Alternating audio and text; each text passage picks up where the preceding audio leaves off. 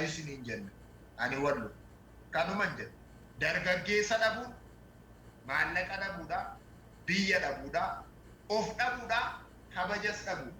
Kanaatiif adaraa jedhee jara kanaaf dhaamsannaa namni kana gurraan dhagee pirezidaantiitti dhiyaatu yoo taatellee abbaa itti dhiyaatu inboksii otoo hin godhiniif hin darbin. Adaraa buqqaanee qotee bulaan buqqaanee irraa nuti warri wallo nu dirmadha.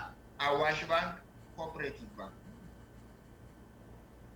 Dargaggoo Daani'eel Gammadaa yookaan karaa deema waamicha keenya kabajuudhaan gara tamsaasa keenya Shinni Gaa Broadcasting Servicetti dhufuudhaan odeessa kana fakkaatu imala kee gara Walloo marsaa sadaffaa ilaalchisuun waan nuuf laatteef maqaa SBS'if akkasuma maqaa uummata Oromoo bal'aatiin galatoom ulfaadhu siin jechuun barbaada. Horaa bulaa galatuuma. Daawwattoota keenya odeessa har'aaf qabanneetti dhiyaatu.